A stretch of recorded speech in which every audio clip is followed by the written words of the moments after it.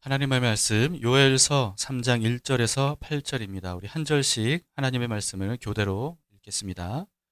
보라, 그날 곧 내가 유다와 예루살렘 가운데에서 사로잡힌 자를 돌아오게 할 그때에 내가 만국을 모아 데리고 여호사밧 골짜기에 내려가서 내 백성 곧 내 기업인 이스라엘을 위하여 거기에서 그들을 심문하리니 이는 그들이 이스라엘을 나라들 가운데에 흩어버리고 나의 땅을 나누었음이며 또 제비 뽑아 내 백성을 끌어가서 소년을 기생과 바꾸며 소녀를 술과 바꾸어 마셨음이니라. 두로와 시돈과 블레셋 사방아, 너희가 나와 무슨 상관이 있느냐? 너희가 내게 보복하겠느냐? 만일 내게 보복하면 너희가 보복하는 것을 내가 신속히 너희 머리에 돌리리니 곧 너희가 내 은과 금을 빼앗고 나의 진귀한 보물을 너희 신전으로 가져갔으며 또 유다 자손과 예루살렘 자손들을 헬라 족속에게 팔아서 그들의 영토에서 멀리 떠나게 하였음이니라. 보라, 내가 그들을 너희가 팔아 이르게 한 곳에서 일으켜 나오게 하고 너희가 행한 것을 너희 머리에 돌려서 너희 자녀를 유다 자손의 손에 팔리니 그들은 다시 먼 나라 스바 사람에게 팔리라. 여호와께서 말씀하셨느니라. 아멘. 네, 하나님의 말씀입니다. 성탄절이 일주일도 안 남았습니다. 코로나 팬데믹 2년차 성탄절입니다. 그래서 그런지 올해도 성탄절 분위기가 거의 없는 것 같아요. 여러분들은 어떠신지 모르겠습니다. 근데 생각해보면요, 사실은 그게 더 성탄절다운 게 아닌가 하는 생각도 들기는 합니다. 왜냐하면 2000년 전에 예수님께서 오실 때는 정말 아무도 몰랐거든요. 너무나도 고요한 밤이었거든요. 베들레헴 작은 시골에 정말 마국간에서 탄생하신 그 탄생을 누구도 아는 사람이 없었습니다. 신화나 위인전에서처럼 뭐 거창하고 위대한 면모가 전혀 보이지 않는 그런 탄생이 바로 예수님의 탄생이었죠. 물론 동방에서 온 박사들이 와서 경배를 하기는 했지만요. 그러나 예수님이 탄생하신 그날 밤은 아닐 것이라는 것이 확실합니다. 만일 천사가 목자들에게도 구세주의 탄생을 일부러 그렇게 알려주지 않으셨다면 구유에 누이신 아기 예수님, 그분이 세상의 모든 사람들을 구원하기 위해 오신 구세주라고 하는 사실을 마리아와 요셉 외에는 뭐 아무도 몰랐을 겁니다. 그런 의미에서 캐롤 중에 고요한 밤 거룩한 밤의 1절 가사가 진짜 딱 성탄절 그날 밤을 잘 묘사하고 있는 것 같아요. 고요한 밤 거룩한 밤 어둠에 묻힌 밤 주의 부모 앉아서 감사기도 드릴 때 아기 잘도 잔다, 아기 잘도 잔다. 아기가 정말 푹 조용히 잘 수 있을 정도로 세상이 어둠에 묻힌 것처럼 정말 고요한 밤이었다라고 하는 거죠. 요란하지 않은 그런 밤이었다라고 하는 것입니다. 예수님은 30세가 돼서 본격적으로 메시아의 활동을 하시기 전까지는 정말 특별해 보이지 않는 그런 평범한 한 사람으로서의 인생을 사셨던 것 같습니다. 오죽하면 성경에 예수님에 대해서 30세 이전까지는 기록할 게 거의 없을 정도였지 않습니까? 그런 예수님께서 30세부터 약 3년 동안 자신이 메시아이심을 정말 다양한 놀라운 말씀과 놀라운 표적들을 통해서 정말 증명해 주셨습니다. 그래서 혜성같이 나타난 이 예수님을 본 유대인들은요, 정말 기대치가 한껏 올라갔어요. 이분이 구세주다. 우리 이스라엘을 구원하실 분이다. 정말 그 하늘로 치솟는 기대치에 못 미치게 갑자기 예수님을 허무하게 맥없이 십자가에서 죽고 맙니다. 유대인들은 예수님이야말로 로마 제국으로부터 이스라엘을 독립시키고 정말 세계에서 가장 부강한 나라, 누구도 넘볼 수 없는 그런 강한 국가를 세워주실 것이라고 기대를 했는데요. 그런데 오히려 그 로마 제국에게 십자가에 달려서 예수님이 맥없이 죽으셨던 겁니다. 그러니까 이스라엘 백성들은요, 정말 예수님에 대해서 실망과 허무감은 이루 말할 수 없었을 거예요. 이분인 줄 알았는데 그랬던 거죠. 그런데 3일 후에 놀라운 일이 일어나지 않았습니까? 죽으셨던 예수님이 부활하셨습니다. 그러면서 예수님의 제자들에게 여러 차례 나타나셔서 예수님이 진짜 부활한 게 맞다는 것을 정말 의심하지 못할 정도로 그렇게 반복적으로 제자들에게 알려주셨어요. 그러고는 제자들이 보는 앞에서 하늘로 올라가셨죠. 근데 그게 전부였습니다. 만약에 제가 예수님의 제자였다면 어땠을까? 아마 저라면 이런 생각이 들었을 것 같아요. 부활하신 예수님을 만났을 때 이전보다 훨씬 더 큰 기대감이 생기지 않았을까.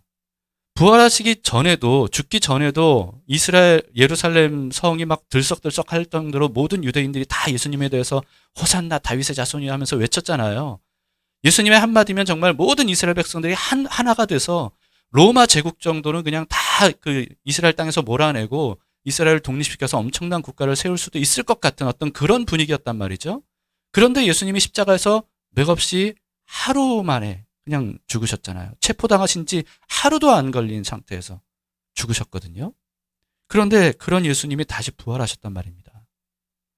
여러분, 이 부활하신 예수님이 정말 유대인들 모든 백성들 앞에 짠하고 나타나면 그러면 뭐 그 이전보다 훨씬 더 엄청난 그런 분위기가 형성이 됐을 거예요.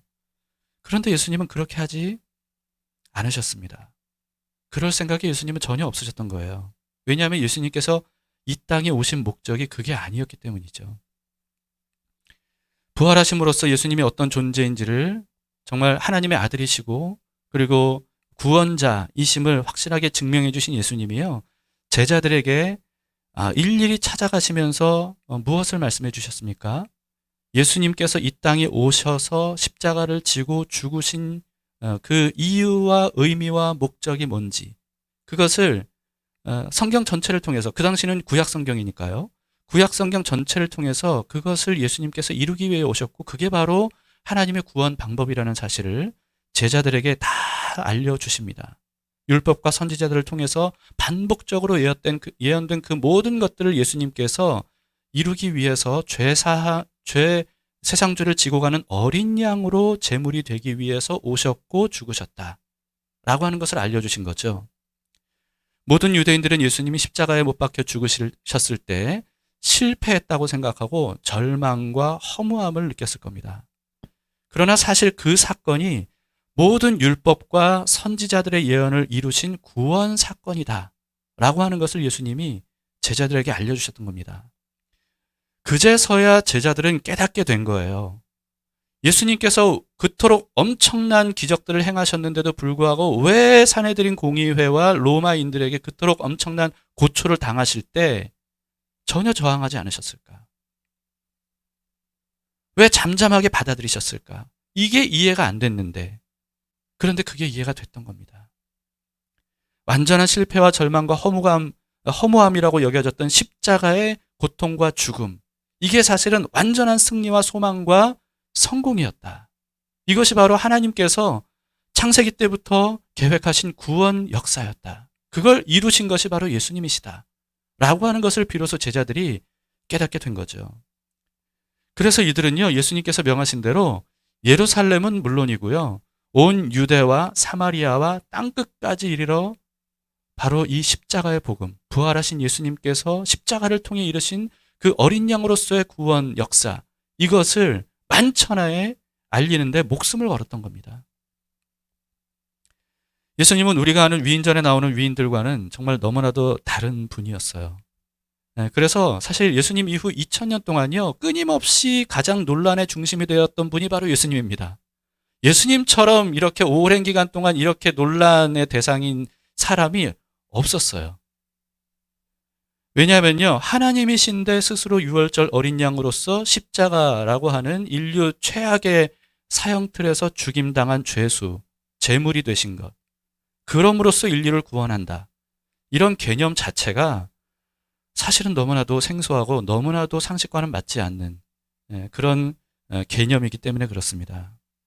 그러나 사람들이 어떻게 생각하든 상관없이 예수님은 탄생, 죽음, 부활, 승천까지 온전히 인류의 모든 죄를 대신 짊어지신 어린 양으로서의 사명을 충실하게 완수하셨습니다. 그런데요, 어린 양으로 오신 예수님께서 다시 재림하실 것이라고 약속하셨죠. 다시 오실 것이라고 약속하셨습니다. 그때는 어린 양과는 완전히 다른 모습으로 오실 것이라고 하셨어요. 처음에는 아무도 모르게 시골 마구간에서 탄생하셨는데요. 그런데 다시 오실 때는 온 세상의 모든 사람들이 모를 수 없을 정도로 그렇게 공개적으로 영광스러운 왕의 모습으로 오실 것이라고 말씀하셨습니다. 출애굽한 이스라엘 백성들이 시내산에 먼저 가지 않았습니까? 거기에 진을 치고 있었는데요. 시내산 꼭대기에 하나님께서 처음으로 백성들이 보는 앞에서 엄청난 영광스러움을 가지고 임하십니다. 그때 묘사들을 보면 뭐 지진이 일어나고 뭐 불꽃이 화염이 일어나고 그리고 마치 핵폭탄이 터질 때 버섯구름이 올라가듯이 그런 엄청난 구름이 막 치솟아 오르고 나팔 소리가 들리고 막 이런 어떤 엄청난, 그래서 하나님의 영광이 시내산 꼭대기에 임하실 때 이스라엘 백성들은 벌벌 떨면서 뭐 땅에 엎드릴 수밖에 없는 그런 압도적인 하나님의 임재가 있었음을 성경은 기록하고 있습니다. 그런데요, 예수님의 재림 때는요, 그와는 비교할 수 없을 정도의 스케일로 오실 것이라고 말씀하셨어요. 그 당시에는 뭐 그 시내산 아래에 있는 이스라엘 백성들만 두려워할 정도였지만요, 예수님께서 재림하실 때는 전 세계 모든 사람들이 두려워서 엎드리지 않을 수 없는, 감히 서서 그 상황을 직면할 수 없는 그런 모습으로 하나님이 오실 것이라고 예고하셨습니다. 여러분, 그렇기 때문에요,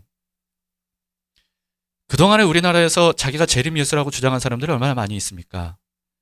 다 거짓말이라는 게 여기서 나오는 겁니다. 그걸 왜 분별을 못하는지 모르겠습니다. 성경에서 분명히 말씀하고 있는데요, 재림하신 예수님은 결코 어린 양으로 탄생하셨던 그런 모습으로 다시 오시지 않습니다. 그런데 많은 거짓 예수들이 자기가 마치 그 마구간에서 탄생한 예수님처럼 그런 어떤 행보를 통해서 내가 구원자로 왔다, 이렇게 얘기해요. 성경은 절대 재림 예수가 그런 식으로 오신다고 말씀하지 않습니다. 모든 사람들이 모를 수 없는 그런 영광스러운 왕의 모습으로 오실 거라는 겁니다. 나팔 소리가 하늘과 땅에 진동하고, 그리고 땅과 하늘이 흔들리고, 그리고 엄청난 화염을 뚫고 하늘로부터 예수님께서 다시 오실 것이라고 그렇게 기록하고 있습니다. 물론 이런 묘사들은요, 그 당시 이스라엘 백성들, 그 당시 고대인들이 이해하기 쉬운 이미지로 상징적으로 비유된 내용들이에요. 실제로 눈으로 듣고 귀로 볼 때 우리가 뭐 나팔 소리가 들리고 이럴지는 모르겠습니다. 다만 그 당시에 엄청난 그 황제 행차 때 나팔들을 불렀던 것처럼, 왕의 행차 때 나팔들을 불렀던 것처럼 그와 같이 왕의 임재, 왕의 행차, 이것을 영광스럽게 선포하면서 오실 것이다 라고 하는 뜻이에요. 어쨌든 중요한 것은요, 누구도 그 앞에서 고개를 들 수 없을 정도로 두렵고 영광스럽고 공개적으로 그렇게 오실 것이다 라고 하셨습니다. 요한계시록에 여기에 대해서 한 부분이 이렇게 묘사가 되어 있는데 잘 들어보시기 바랍니다. 요한계시록 6장 12절부터입니다. 내가 보니 여섯째 인을 떼실 때 큰 지진이 나며 해가 검은 털로 짠 상복같이 검어지고 달은 온통 피같이 되며 하늘의 별들이 무화과나무가 대풍에 흔들려 설익은 열매가 떨어지는 것 같이 땅에 떨어지며 하늘은 두루마리가 말리는 것 같이 떠나가고 각 산과 섬이 제자리에서 옮겨짐에, 지각 변동이 일어난다는 거죠. 땅의 임금들과 왕족들과 장군들과 부자들과 강한 자들과 모든 종과 자유인이 굴과 산들의 바위 틈에 숨어 산들과 바위에게 말하되 우리 위에 떨어져 보좌에 앉으신 이의 얼굴에서와 그 어린 양의 진노에서 우리를 가리라. 그들의 진노의 큰 날이 이르렀으니 누가 능히 서리요 하더라. 네, 좀 길게 느껴지실지 모르겠지만 이 묘사도요, 너무나도 간략한 묘사 아니겠습니까? 이처럼 예수님께서 마구간에서 탄생하셨을 때와는 완전히 다른, 정말 압도적인 영광스러운 모습으로 예수님이 다시 오실 것이라고 성경은 말씀하고 계시는데요, 그 이유가 뭐냐 하면 이제는 어린 양이 아니라 동물의 왕 사자로 오실 것이기 때문이다 라고 하는 겁니다. 누구도 대적할 수 없는 심판자로 오실 것이다 라고 하는 겁니다. 요한계시록에는 최후의 심판에 대한 기록들이 굉장히 많이 있죠. 그런데 그 모든 심판들이 어떻게 시작이 되는 건지 요한계시록에는 이렇게 기록이 되어 있습니다. 5장 5절부터 보세요. 장로 중에 한 사람이 내게 말하되, 요한에게 말했다는 겁니다. 울지 말라, 유대 지파의 사자 다윗의 뿌리가 이겼으니 그 두루마리와 그 일곱인을 떼시리라 하더라. 내가 또 보니 보좌와 네 생물과 장로들 사이에 한 어린 양이 서 있는데 일찍이 죽임을 당한 것 같더라. 그에게 일곱 뿔과 일곱 눈이 있으니 이 눈들은 온 땅에 보내심을 받은 하나님의 일곱 영이더라. 그 어린 양이 나아와서 보좌에 앉으신 이의 오른손에서 두루마리를 취하시니라.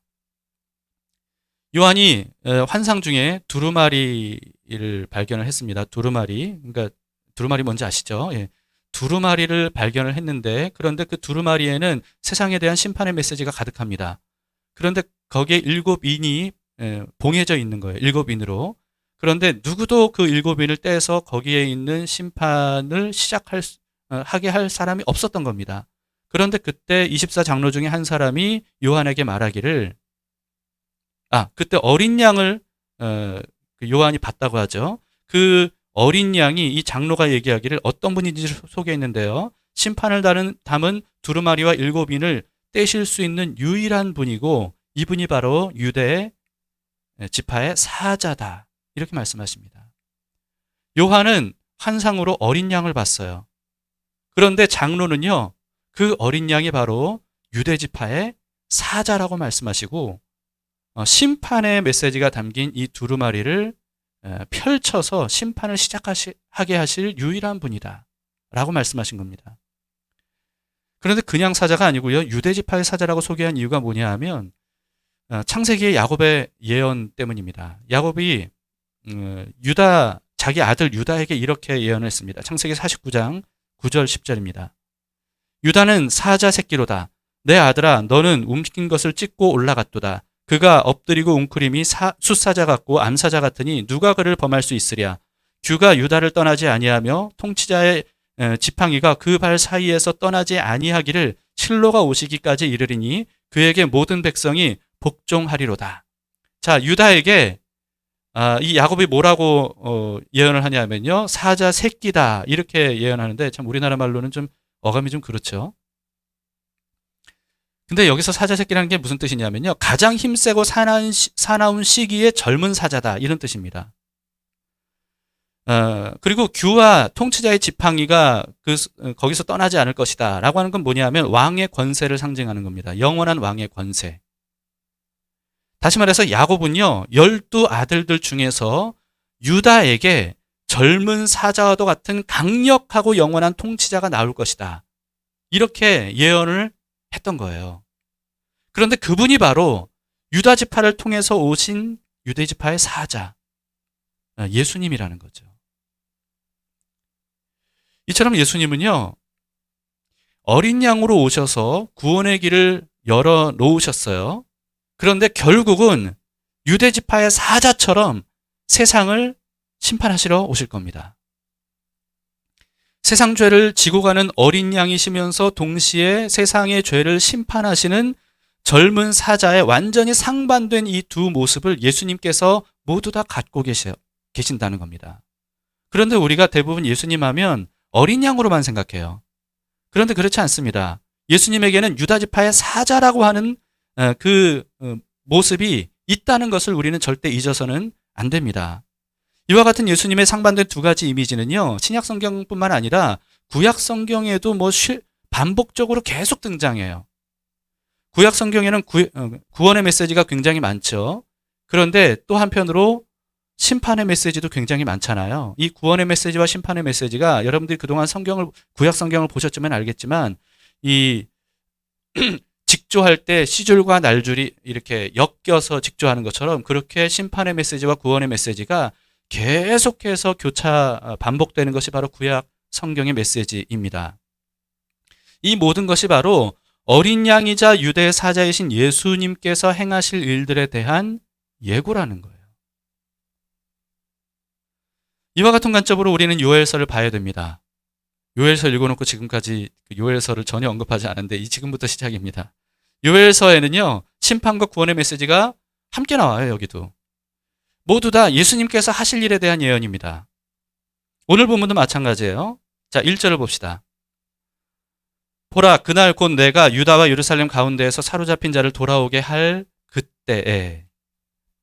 그날을 보라는 겁니다. 그날은 요엘서에서 여러 번 언급된 여호와의 날입니다. 여호와의 날은 심판의 날이면서 동시에 구원의 날입니다. 무슨 뜻이냐면 심판을 통한 구원의 날이고요, 구원을 위한 심판의 날이라는 거예요. 다시 말해서 구원을 위해서는 반드시 심판이 필요하고 심판 없이는 구원이 없다라고 하는 것을 말씀하시는 겁니다.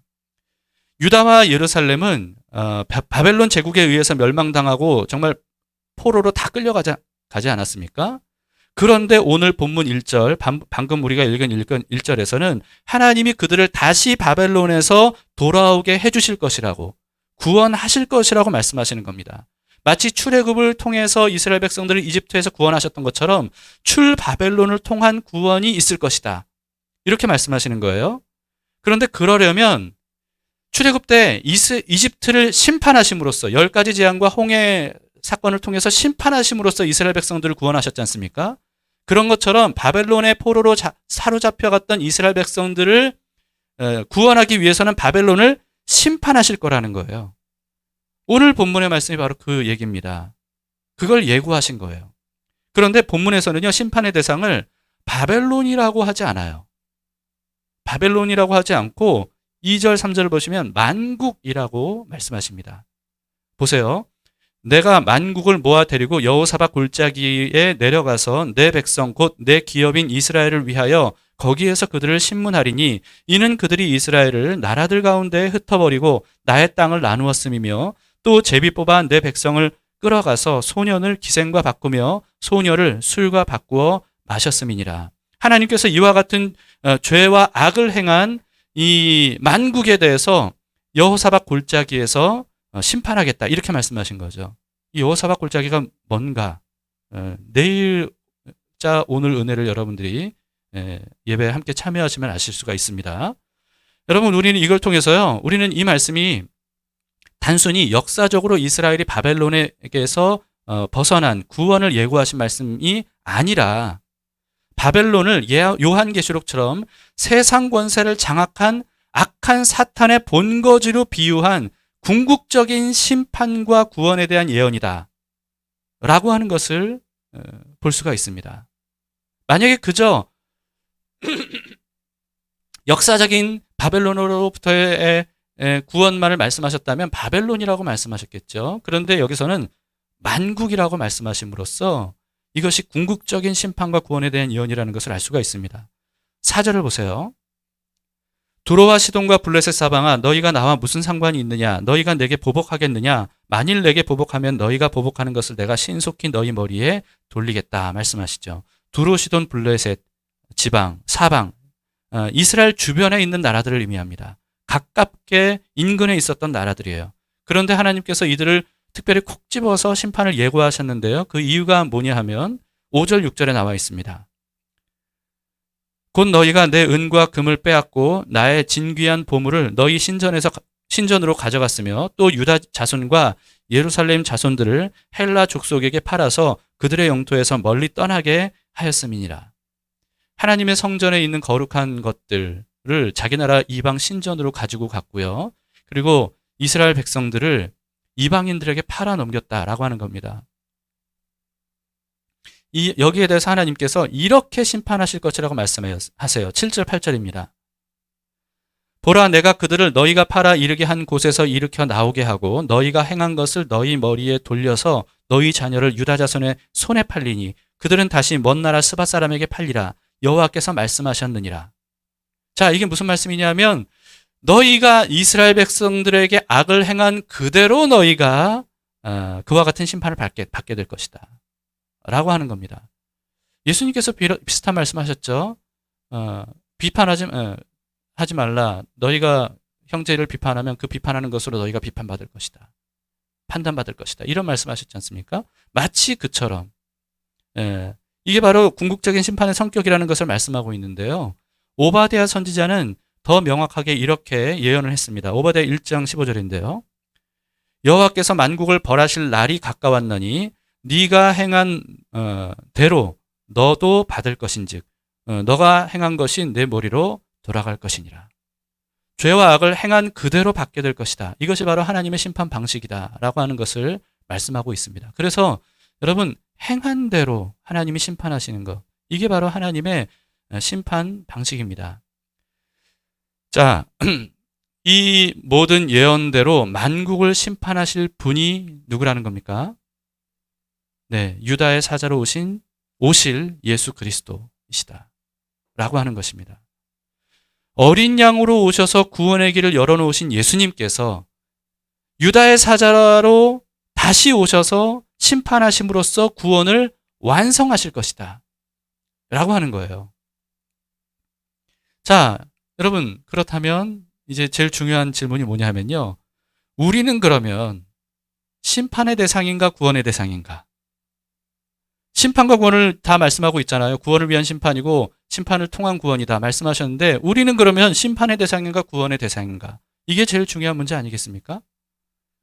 교회 다니니까 무조건 구원의 대상이라고 생각하면 안 된다는 것을 이 요엘서에서도 분명히 알려주고 있는데요. 우리는 3장을 오늘 읽었지만 1장부터 보시면요, 이렇게 모든 만국에 대한 심판을 예고하시기 전에 먼저 심판을 경고하신 대상이 누구였냐면 이스라엘 백성들이었습니다. 요엘 선지자는 다름 아닌 이스라엘 백성들에게 먼저 심판의 날을 경고했던 거예요. 하나님께서 선택받은 민족이 이스라엘이지 않습니까? 그런데도 불구하고 하나님은요, 항상 성경을 보시면 만국에 대한 심판을 말씀하시기 전에 이스라엘에 대한 심판을 먼저 경고하세요. 왜냐하면 하나님께 선택을 받은 민족임에도 불구하고 이방 민족들처럼 똑같이 우상들을 섬기고 온갖 죄를 저질렀기 때문입니다. 그렇기 때문에 심판의 대상이라는 거예요. 마찬가지입니다. 교회 다니는 사람들, 예수님을 믿는 사람들은 선택받았다는 자긍심을 가지고 있습니다. 여러분, 그런데 그게 다가 아니라는 것을 분명히 알아야 됩니다. 이스라엘을 통해서 하나님은 너무나도 반복적으로 우리에게 알려주고 계세요. 교회 다닌다 할지라도 세상 사람들처럼 우리가 전혀 구별되지 않게 교회 다니는 것 외에는 똑같이 살아간다면, 똑같은 세계관으로 똑같은 가치관으로 살아간다면, 그렇다면 우리 역시 심판의 대상일 수밖에 없다는 거죠. 그런데 요엘 선지자는요, 그런 이스라엘이 구원받을 수 있는 방법을 알려줬습니다. 오늘 본문 바로 앞에 있는 말씀이에요. 우리는 3장을 봤잖아요. 근데 이게 장으로 나눠져 있다 보니까 우리는 이게 연결되어 있다는 사실을 자꾸 잊어버리게 됩니다. 원래 성경은 이렇게 나눠져 있지 않아요, 장으로. 그래서 오늘 본문 바로 앞에 이런 내용이 있어요. 요엘서 2장 31, 32절인데요. 여호와의 크고 두려운 날이 이르기 전에 해가 어두워지고 달이 핏빛같이 변하려니와 누구든지 여호와의 이름을 부르는 자는 구원을 얻으리니 이는 나 여호와의 말대로 시온산과 예루살렘에서 피할 자가 있을 것이며 남은 자 중에 나 여호와의 부름을 받을 자가 있을 것임이니라. 누구든지 여호와의 이름을 부르는 자는 구원을 받는데요. 그런데 심판은 누가 하세요? 여호와 하나님이 하세요. 그런데 여호와 하나님이 심판하시는 그 심판자 하나님께 그 이름을 부르는 자가 구원을 받을 것이다. 이렇게 말씀하신 겁니다. 바울은요, 이 말씀을 인용했는데요. 로마서 10장 13절이 있습니다. 누구든지 주의 이름을 부르는 자는 구원을 받으리라. 너무나도 중요하고 유명한 말씀이죠. 누구든지 주의 이름을 부르는 자는 구원을 받으리라. 이것이 바로 요엘서의 말씀을 인용한 말이었습니다. 그런데 바울은 살짝 바꾼 게 있죠. 뭘 바꿨죠? 여호와의 이름이라고 요엘은 말씀했는데, 그런데 주의 이름이라고 말씀했어요. 여기서 바울이 말하는 주라고 하는 것은 그 당시에 복음을 전했을 때 예수 그리스도를 주님이시라고 표현했던 그것을 의미합니다. 다시 말해서 바울은 예수 그리스도의 이름을 부르는 자는 구원을 받을 것이다 라고 하는 것이고, 이것이 바로 요엘 선지자의 예언의 성취다 라고 하는 것을 알려주고 계시는 겁니다. 우리는요, 성경에서 여호와 하나님이라고 하면 저만 그런가요? 좀 그랬던 것 같아요. 자동적으로 성부 하나님만 떠올리는 경우가 참 많은 것 같습니다. 여호와 하나님 하면 성부 하나님. 그런데 성경에서 여호와 하나님이라고 나오는 모든 그 하나님은요, 성부, 성자, 성령, 삼위일체 하나님을 의미합니다. 그렇기 때문에 여호와 하나님에는 성자 예수님, 성령 하나님도 계신 거예요, 같이. 그렇기 때문에 요엘서에서 요엘이 누구든지 여호와의 이름을 부르는 자는 구원을 얻을 것이다 라고 하는 것을 성취하기 위해 오신 여호와, 그분이 바로 예수 그리스도라는 겁니다. 그것을 바울이 우리에게 분명히 알려주고 있죠. 자, 이제 말씀을 마무리하겠습니다. 여러분, 모든 사람은 죄인 아니겠습니까? 죄인 아닌 사람은 아무도 없죠. 사실 우리는 그게 원죄 때문이라고 생각하지만요. 원죄가 아니어도, 원죄가 아니어도 우리는 살면서 죄를 범하면서 삽니다. 여기서 말하는 죄는 국가적인 죄를 의미하는 게 아니라 나라에 대한 죄, 그 차원이 아니죠. 하나님 나라에 대한, 하나님 나라의 법을 말하는 겁니다. 거기에 저촉되지 않는 죄인이 아닌 사람은 아무도 없습니다. 그렇다면 우리는요, 유다의 사자로 오실 예수님의 심판을 피할 수가 없는 사람들이라는 거예요.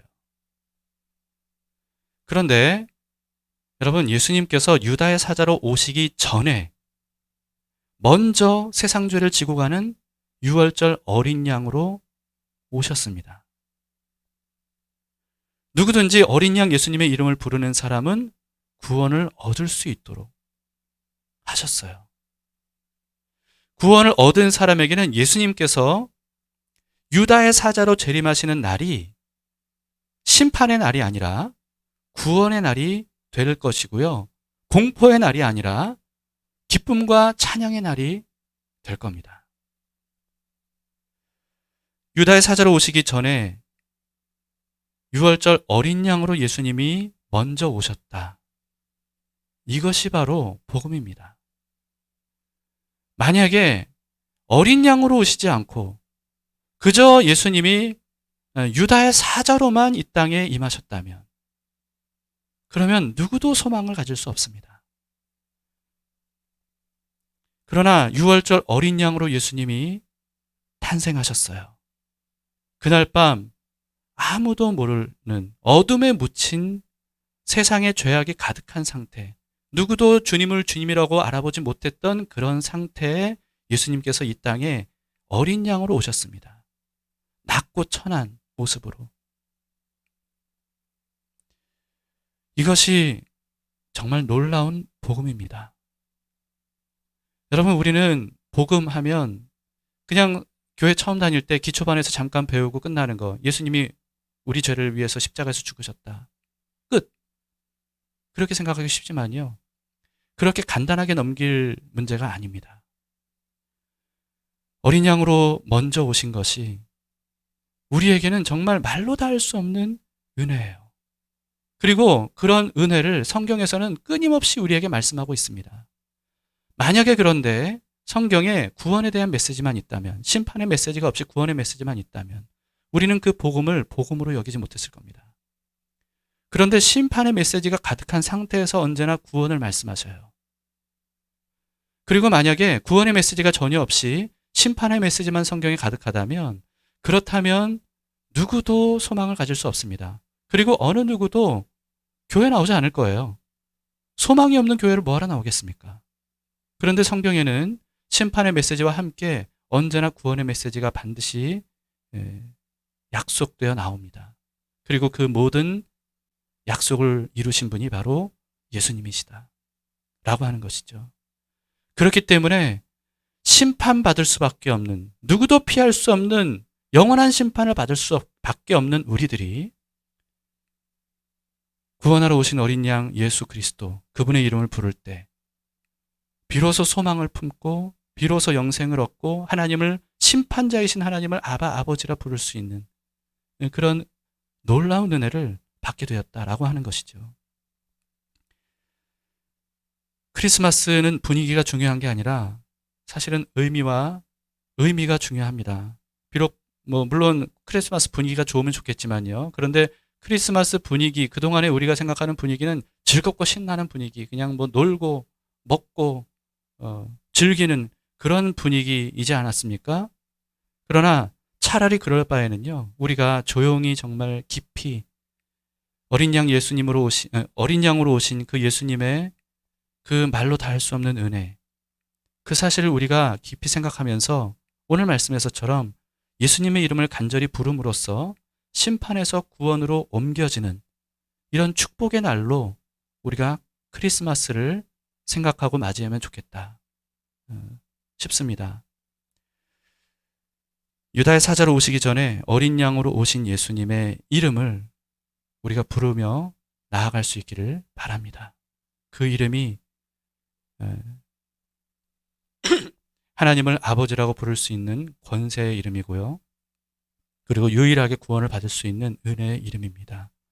예수님께서 그 이름을 우리에게 주시려고 어린 양으로 오셨다는 이 사실을 생각하면서 올해 성탄절을 정말 주님께 감사하고 또 영광을 돌리는, 경배드리는, 나 자신을 낮춰서 경배드리는 그런 성탄절로 우리가 보낼 수 있기를 바랍니다.